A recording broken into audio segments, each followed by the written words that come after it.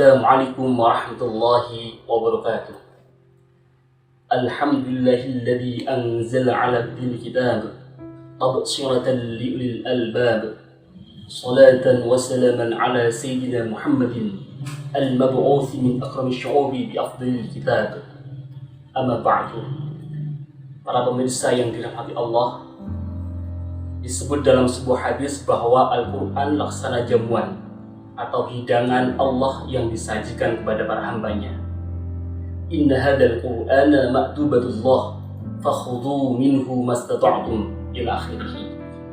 Sesungguhnya Al-Quran adalah jamuan Allah, maka ambillah darinya semampu kalian.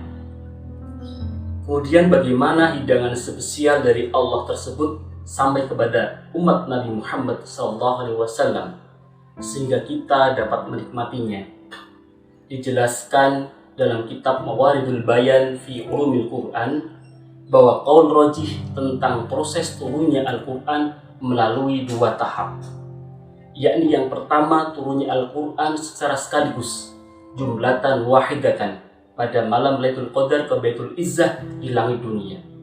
Kemudian sesudah itu Al-Quran diturunkan secara berangsur-angsur kepada Nabi Muhammad SAW selama 23 tahun sesuai dengan peristiwa-peristiwa yang menyertainya sejak beliau diutus sampai beliau wafat.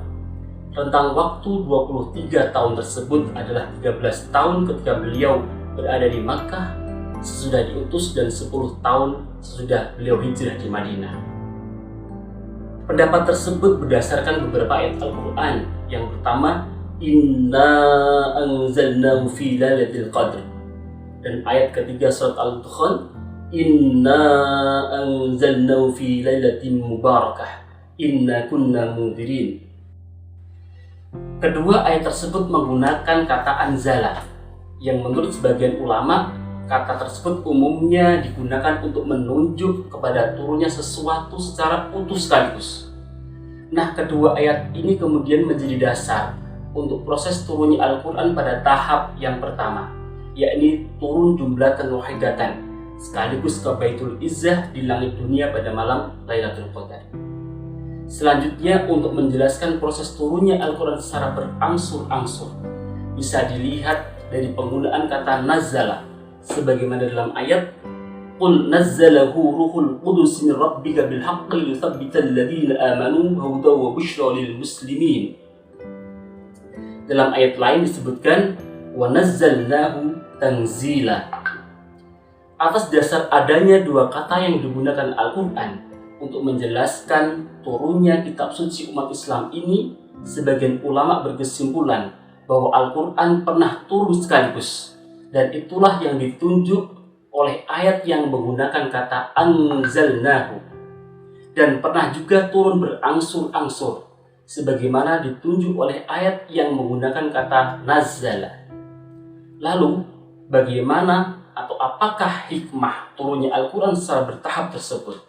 Yang pertama adalah menguatkan hati Nabi Muhammad SAW dalam menyampaikan dakwahnya. Pada saat Nabi Muhammad SAW dan para sahabat berdakwah di era Makkiyah, kerap kali mendapatkan banyak tantangan, cemoohan, bahkan diembargo secara ekonomi dan sosial oleh kaum Quraisy yang berlangsung selama kurang lebih 3 tahun. Ayat-ayat Al-Quran kemudian turun untuk menguatkan dan menenangkan hati Nabi Muhammad SAW. Yang kedua, menantang dan melemahkan orang-orang kafir yang mendustakan Al-Quran. Kaum musyrik selalu berusaha melemahkan dakwah yang dilakukan Nabi Muhammad SAW dengan berbagai cara dilakukan oleh mereka. Maka turunnya Al-Quran secara berangsur-angsur salah satunya untuk menantang mereka untuk membuat sesuatu yang serupa dengan Al-Quran. Kemudian mereka tidak mampu memenuhi tantangan itu. Maka ini adalah merupakan salah satu bentuk mukjizat dari Al-Quran. Yang ketiga, menyesuaikan dengan peristiwa-peristiwa dalam penetapan hukum. Proses tasyrik pada masa awal Islam kerap kali diberlakukan secara bertahap. Gradasi hukum itu misalnya tampak dalam pengharaman khamr. Hal tersebut sebagai bentuk kebijaksanaan Al-Quran dalam melihat kondisi umat Islam awal pada waktu itu. Khamr tidak diharamkan secara mutlak, namun melalui proses bertahap dengan turunnya beberapa ayat Al-Quran. Yang pertama, dimulai dari ayat yang bersifat informatif mengenai madarat dari khamr yang lebih besar daripada manfaatnya khamr.